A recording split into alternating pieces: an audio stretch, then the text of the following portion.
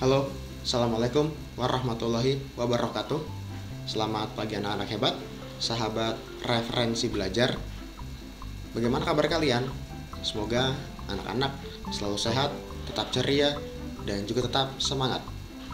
Pagi hari ini kita masih belajar di tema yang ketiga, subtema yang ketiga, masuk ke pembelajaran yang kedua.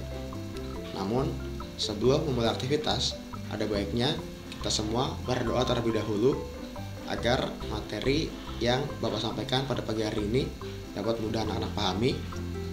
Anak-anak juga jangan lupa sarapan terlebih dahulu agar badan tetap fit dan bugar. Dan yang tidak kalah penting adalah selalu mencuci tangan sebelum dan sesudah beraktivitas. Siap anak-anak? Berdoa menurut agama dan kepercayaan masing-masing dimulai. Selesai? Langsung saja, mari kita mulai. Di pembelajaran yang kedua ini masuk ke muatan pelajaran PKN dan IPA. Kompetensi dasar PKN 3.2, yaitu mengidentifikasi pelaksanaan kewajiban dan hak sebagai warga masyarakat dalam kehidupan sehari-hari. Kompetensi dasar 4.2 menyajikan hasil identifikasi pelaksanaan kewajiban dan hak sebagai warga negara dalam kehidupan sehari-hari. Kemudian kompetensi dasar IPA 3.7 menjelaskan pentingnya upaya keseimbangan dan pelestarian sumber daya alam di lingkungannya. Lalu kompetensi dasar 4.7 melakukan kegiatan upaya pelestarian sumber daya alam bersama orang-orang di lingkungannya. Oke, sekarang kita masuk ke materi PKN terlebih dahulu ya. Bagaimana cara kita mencintai lingkungan? Dapatkah anak-anak menyebutkan contoh-contohnya dalam kehidupan sehari-hari? Anak-anak, setiap orang berhak mendapatkan lingkungan yang bersih dan nyaman. Ketika kita membuang sampah sembarangan, kita sudah mengambil hak orang lain. Berikut ini adalah kisah dari Udin, Lani, dan Beni yang berkunjung ke pasar. Ayo membaca. Teks berjudul Pergi ke Pasar. Pulang sekolah, Udin, Lani, dan Beni berkunjung ke pasar. Beni ingin membelikan sapu ijuk titipan ibunya. Hari itu, pasar terlihat ramai. Mereka masuk ke bagian dalam dan mencari penjual sapu ijuk. Tak berapa lama, Udin menutup hidungnya. Ia tak kuat menahan bau menusuk yang datang dari sampah yang berantakan di pasar. Lani dan Beni juga ikut menutup hidungnya. Untungnya penjual ijuk segera terlihat. Mereka segera mendatangi dan membeli sapu ijuk. Beni, ayo segera kita pergi dari sini. Aku sudah tidak tahan baunya, isik Udin. Iya, Udin, ayo segera kita pergi, sahut Beni. Mengapa baunya bisa seperti ini, teman-teman? Tanya Lani.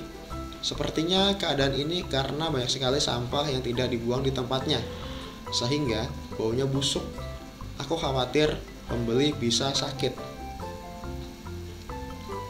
Wah, kalau seperti ini terus, bisa-bisa nanti terjadi banjir karena aliran air tidak lancar, keluh Udin. Apa yang harus kita lakukan ya teman-teman? Salah satunya kita harus membuang sampah pada tempatnya, jawab Beni dalam hati. Mereka tidak ingin hal seperti itu terjadi pada lingkungan pasar. Hari itu, Lani, Beni, dan Udin mendapat pengalaman yang sangat berharga. Nah, setelah tadi anak-anak membaca teks tentang pergi ke pasar, silakan ya anak-anak menjawab soal-soal di bawah ini. Soal-soal ini kalian tulis jawabannya di buku tulis kalian. Nanti jawabannya anak-anak fotokan, lalu upload di Google Classroom yang tersedia ya. Oke anak-anak, sekarang kita masuk ke pelajaran yang berikutnya, yaitu IPA. Mencintai dan menjaga kelestarian lingkungan. Mencintai dan menjaga lingkungan. Pentingnya menjaga lingkungan wajib harus kita tanamkan sejak dini. Penebangan hutan secara liar atau pembalakan hutan, polusi air dari limbah industri dan pertambangan, polusi udara di daerah perkotaan. Masalah mengenai rusaknya lingkungan kita khususnya di Indonesia, bukanlah merupakan masalah yang baru lagi, yang seharusnya dibenahi sesegera mungkin. Bagaimana tidak, masalah ini tidak luput dari peran pemerintah dan juga masyarakat yang harus berdampingan menjaga lingkungan kita ini. Apa saja yang dapat anak-anak lakukan untuk menjaga kelestarian lingkungan? Yuk, simak terus videonya sampai habis. Yang pertama yaitu anak-anak harus membawa sampah pada tempatnya. Salah satu cara yang dapat kita lakukan untuk menjaga kelestarian lingkungan adalah dengan membawa sampah pada tempatnya. Di video ini kita akan mengelompokkan sampah berdasarkan jenisnya, yaitu ada 3. Yang pertama ada sampah organik. Sampah organik bisa dikatakan sebagai sampah ramah lingkungan. Bahkan sampah bisa diolah menjadi sesuatu yang bermanfaat bila dikelola dengan tepat. Kemudian ada sampah anorganik. Sampah anorganik adalah sampah yang sudah tidak dipakai lagi namun sulit untuk terurai. Kemudian ada juga sampah B3, yaitu sampah yang berbahaya dan juga beracun. Kemudian ini ada jenis-jenis sampah. Nah, sampah organik terbagi menjadi 2, yaitu sampah organik basah dan sampah organik kering. Sampah organik basah yaitu sisa sayur, buah yang busuk, dan lain-lain. Kemudian sampah organik kering contohnya kayu, ranting pohon, daun-daun kering, dan lain-lain. Nah, sampah jenis organik basah inilah yang menimbulkan bau tidak sedap, seperti pada contoh teks bacaan yang tadi sudah anak-anak baca. Kandungan air yang tinggi menyebabkan sampah jenis ini cepat membusuk. Nah, kemudian sampah organik kering ini kebanyakan sulit diolah kembali, jadi lebih sering dibakar ya. Anak-anak sering kan melihat orang-orang membakar sampah dari jenis daun-daun kering atau ranting pohon yang sudah jatuh. Kemudian ada jenis sampah anorganik seperti plastik, kaleng minuman, ban bekas, kabel elektronik, dan lain-lain. Kemudian sampah jenis B3 yaitu batu baterai bekas, itu mengandung bahan senyawa kimia ya. Lalu ada pestisida, deterjen pakaian, pembersih lantai, dan lain-lain. Manfaat sampah. Sampah organik memiliki banyak manfaat dan juga bisa menjadi sumber pemasukan bila diolah yang bermanfaat. Bahkan dapat meminimalisir banyak sampah di tempat pembuangan akhir. Berikut manfaat sampah organik yang dapat anak-anak coba. Ya, selain manfaat sampah organik ada juga manfaat sampah anorganik. Nah, yang pertama yaitu untuk pupuk kompos atau pupuk organik.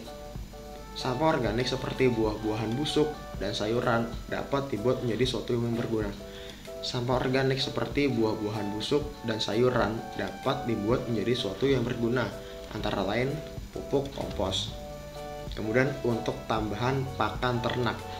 Sampah organik dapat dibuat untuk tambahan pakan ternak seperti kambing, sapi, kerbau. Ada juga untuk pelet, makanan ayam, dan ikan. Kemudian untuk energi alternatif, seperti yang pernah anak-anak tonton di video kita yang sebelumnya, yaitu tentang jenis-jenis energi alternatif, ada yang disebut dengan energi biogas. Nah, sampah organik ini pun juga dapat dimanfaatkan menjadi energi biogas untuk memenuhi kebutuhan listrik dan juga bahan bakar kendaraan. Lalu manfaat sampah anorganik yaitu untuk kerajinan tangan. Misalnya sampah plastik dapat dibuat tas, taplak meja, dan pernak-pernik lainnya.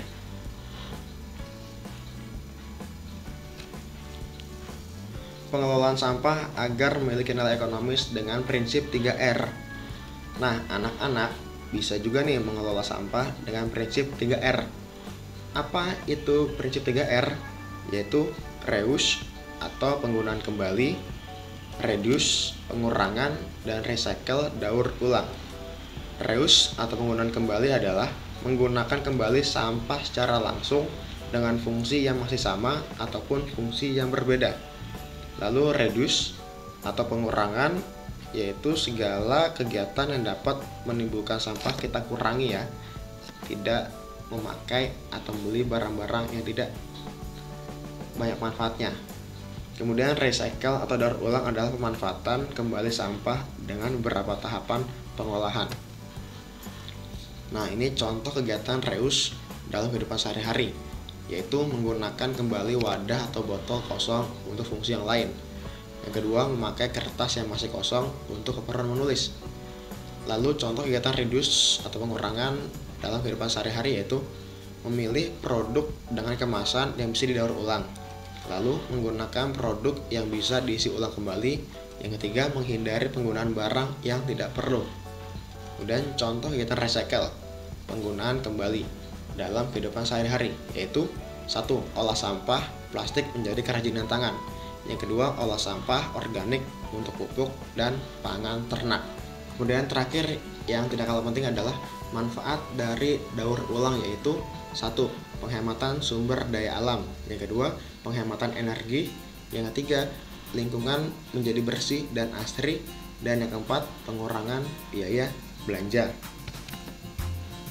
Oke anak-anak, setelah menyimak video singkat tadi, sekarang anak-anak coba ya tuliskan cara menjaga lingkungan dalam peta pikiran seperti di bawah ini. Anak-anak dapat membuat peta pikiran dengan bentuk yang berbeda sesuai kreativitas anak-anak. Kalau sudah selesai, nanti fotokan dan kirimkan jawabannya di Google Classroom ya. Oke, mungkin cukup sekian materi pada pagi hari ini. Jangan lupa ucapkan terima kasih kepada ayah, ibu, kakak, saudara kalian yang telah membantu pembelajaran kalian pada pagi hari ini. Sampai bertemu lagi di video pembelajaran berikutnya. Wassalamualaikum warahmatullahi wabarakatuh.